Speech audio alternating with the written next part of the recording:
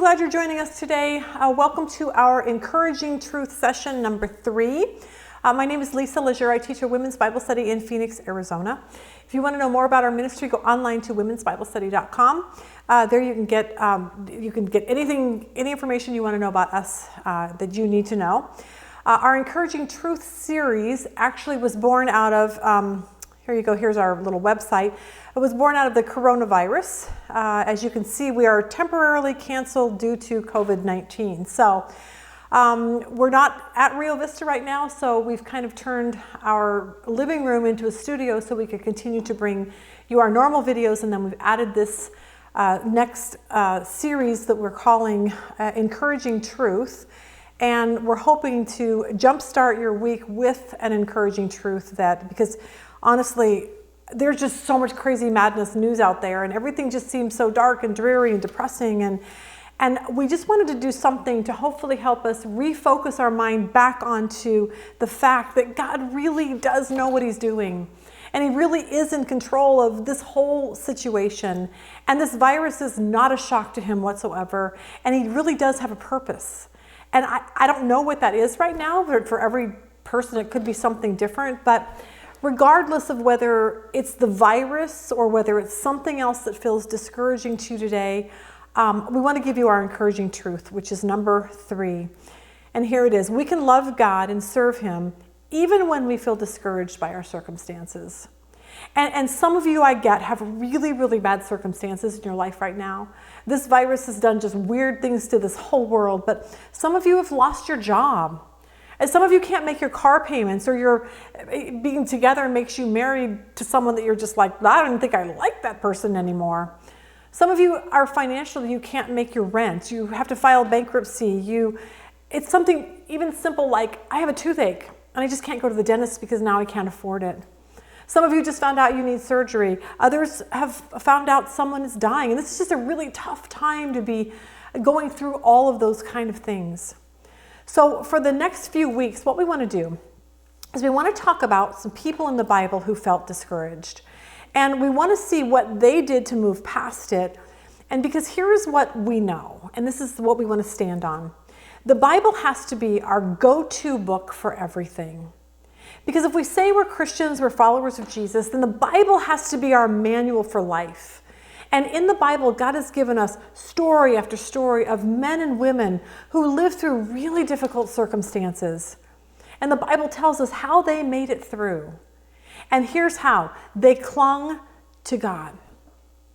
And I think it's just a reminder that you and I can make it through whatever we're going through if we cling to God just like they did. Now, I'm going to put up here, Rob and I wrote a book many years ago. It's called Discouraged. You can see it up here. I want to tell you really quick what we're doing with our books. We've written a lot of books. We've put 7 of them now, as you can look on this next screen. We're making them free to you. So this book, Discouraged, that we're talking about is actually free. You can go online. You can click on the top right button, womensbiblestudy.com. It'll say like free books or something like that. Click on that. You can click on the book then and download it onto your computer. You can read it from there. It's all for free. So we just want you guys to be able to have something to read while a lot of you are at home not having anything to do. But in the book, we talk about 7 men in the Bible who faced discouragement. And we're going to learn what they did to get past it. But today I want to talk about one man in particular, and his name was Habakkuk. And what Habakkuk was going through is kind of not unlike what's going on in the world today with us. Because Habakkuk was hit with some really bad news that would devastate him and devastate his people and devastate his land. So first, let's start out with a definition of discouragement, and here it is. Discouragement is this: having lost confidence or enthusiasm or disheartened. And all we have to do is read that for people to go, yep, that's me, totally got it. But for me, I tell a story, and I think I tell a story in the book, but if you've come to Bible study, you've heard me talk about this before. But my definition of discouragement and Habakkuk's story, they collided for me when I went to Israel many, many years ago. Rob and I went on this dream trip to finally we got to go to Israel. And I was not really prepared for how I would feel about it. Because, you just think you go there and you're going to just feel so spiritually connected to God and all those things. And I really, there were parts when I probably did, but for the most part, I felt very sad And I felt very discouraged and very disheartened there, I wasn't expecting that at all. Most of it was just because you see there's a lot of tension going on there, and you just see all these religions that just made me nuts. And there was a lot that upset me, but the day that I really felt discouraged, it all surrounded a beautiful little Palestinian boy with big brown eyes. When you go to Israel, there's of course always tension between the Israelis and the Palestinians. We were touring Hezekiah's tunnel, and when we came out of it, our bus was supposed to pick us up, but because there had been an accident on the road, I think if I remember correctly, like a taxi or a car hit a horse or some crazy thing like that. And everyone was all riled up. It was just kind of a crazy time. So we came out of Hezekiah's tunnel, and we had to walk to our bus, which was up the hill past this accident. And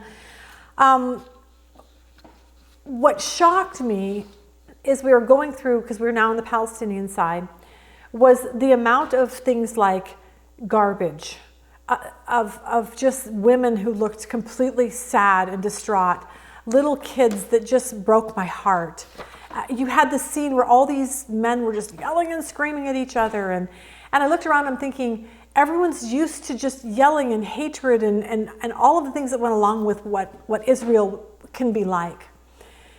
And after I got on the bus, I was sitting next to the window, and I looked out and saw this beautiful little boy with big brown eyes and a dirty little face, and he was looking up at me on the bus. And I was so overwhelmed that I just started crying right there. And I just looked around at the scene and I thought, God, none of this is fair. The circumstances that these people have to live in is just not even right.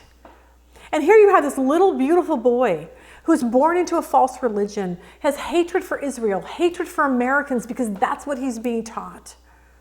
And my heart hurt so bad for him and for the way he had to live. And suddenly I became really mad at God. And I became very mad at the injustices of the world and the circumstances that all of these people, that little boy, has to live through. And it wasn't even his fault. It's not his fault that he was born into that. And see, when you and I are confronted with really difficult circumstances, it's really easy to feel for us like God has disappeared, like he's abandoned us, like he doesn't really care about what's going on this earth. And for me, and I assume a lot for you, discouragement is a weight that is really hard to bear. It took me weeks and weeks to get over that trip, and just the sadness and the heartache that I felt. And the question that we ask is usually this, like, what do I do? How did I get out of that? What do I do when I feel angry with God? What do I feel when God has deserted maybe me or you or the world? And that's why our encouraging truth for today is so important for us to get, which is that we can love God and serve him even when we feel discouraged by our circumstances. And how I got past that particular time period in my life was something that someone taught me a long time ago. And that was that I need to pick up my Bible and see what God has to say about this.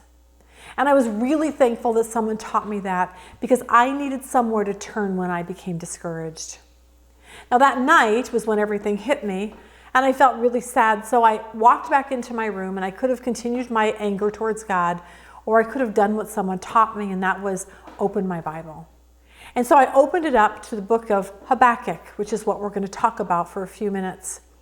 And I felt like when I read it, that Habakkuk was feeling exactly how I was feeling that night. So Habakkuk 1 verse 1 says this. This is the message that the prophet Habakkuk received in a vision.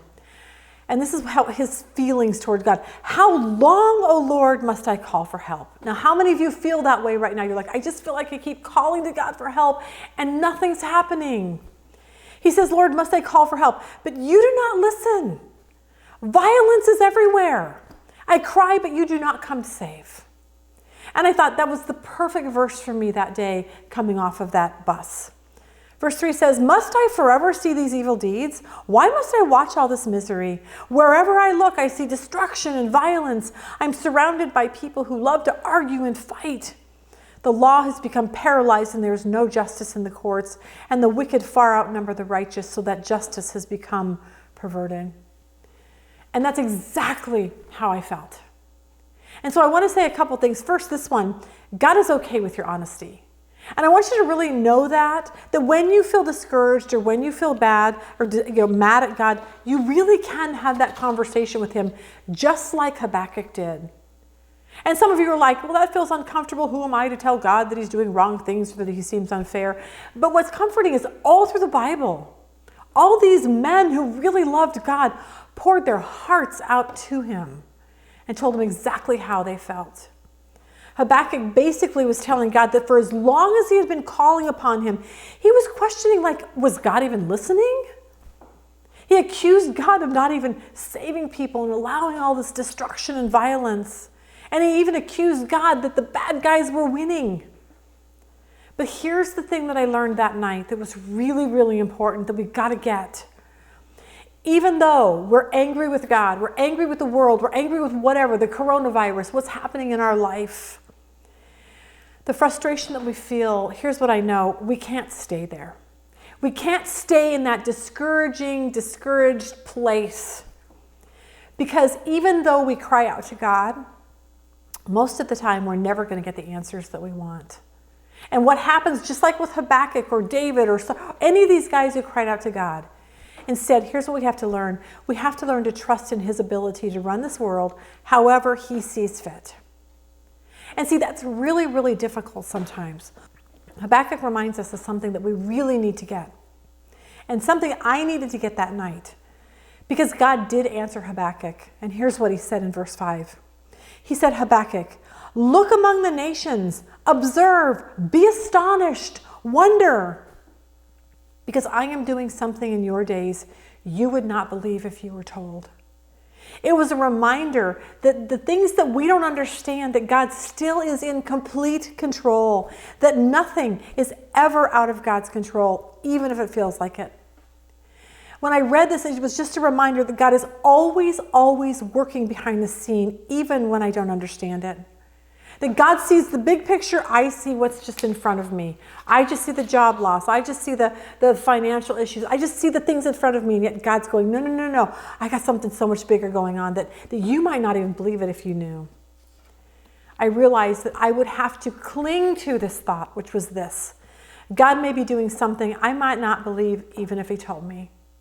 And see, for some of you, if God told you that your wayward child would have to go to prison in order to give their life to him, you might not believe it. See, if God told you that you're frustrated with your singleness right now, but that if you just would hang on, that he has a perfect person for you 10 years from now, you probably wouldn't believe it. If God told you that the collapse of your business and the loss of all your worldly possessions would actually bring thousands of people to Christ, you probably wouldn't believe it. If God told you your spouse walking out the door was the best thing that would ever happen to you, you probably wouldn't believe it. See, I'm learning, and I learned that night, that at some point we have to cling to the fact that God is doing something, even if it doesn't make sense right now. And so when God told Habakkuk next, what he told him next was shocking to him. Look at what God tells him. He says, hey, Habakkuk, I am raising up the Babylonians, a cruel and violent people. They're going to march across the world and conquer other lands. They're notorious for their cruelty and do whatever they like. And their horses are swifter than cheetahs and fiercer than wolves at dusk. And their charioteers charge from far away like eagles. They swoop down to devour their prey. Now that doesn't sound like very good news. And it really wasn't for Habakkuk. But here's what the big picture was, is that Israel had turned away from God. And because of their disobedience, God was going to have to do something to bring them back. And it would come in the form of the Babylonians, a cruel and violent people that would march into Israel and destroy a lot of things and haul people away. Habakkuk is like, what? Hello, do you not see me? Like, I'm right here in Israel right now. And what you're going to do to them is going to affect me. And that's really a bad circumstance Habakkuk is like, I don't really want to be a part of. Couldn't you just do something like gently move their hearts towards you? Or none of this just is going to work for me. And a lot of us are saying that right now with the virus. This isn't working for me. Like, I want my life back. I want to go to a restaurant. I want to do those kind of things. I want my job back. I want my life back. I want my kids back in school. But Habakkuk starts getting this big picture of God. And he responds like this in verse 12. He says, "Are you not from everlasting, O Lord? My God, my Holy One, we will not die. You, O Lord, have appointed them to judge, and you, O Rock, have established them to correct." And Habakkuk is beginning to understand that all God wants us to do is to trust him. To say, "God, I don't like what's going on. I don't get what's going on, but I'm trusting you," like Habakkuk did. He's just like, "God, I don't know. You're God. You know what you're doing. And I'm going to get on your team and just be a part of what you're doing." See, we have to learn to trust him with things that seem so wrong, things that don't make sense. Because most of the time, we're not going to have God tell us what he told Habakkuk. Most of the time, we're going to be kind of flying blind. We're not going to know why God is doing the things he's doing. And that night in Israel, I had to recognize that I do not fully understand this fierce battle between the Palestinians and the Israelis. But you know what? One day it's all going to unfold. I still pray for that little boy. I don't know where he is or who he is or anything, but I still pray that God will grab a hold of his heart because he had this huge impact on my life. But I had to recognize that as sad as poverty and children living in those conditions were, that God had a plan. And I wouldn't believe it even if God had told me. I had to go back to the source of everything, which is this, God and what he has to say in his word. That's where we have to go when we're discouraged. God, what do you say about this? And Habakkuk ends where you and I need to end when we feel discouraged because life isn't going how we planned. Habakkuk chapter 3, verse 17 says this, "Even though the fig trees have no blossoms, and there are no grapes on the vines, even though the olive crop fails and the fields lie empty and barren, even though the flocks die in the fields and the cattle barns are empty," and you can add your own, even though I lost my job, even though I can't afford this, even though my kids are driving me crazy, even though I can't do what I used to do. Verse 18 says this, "Yet I will rejoice in the Lord. I will be joyful in the God of my salvation.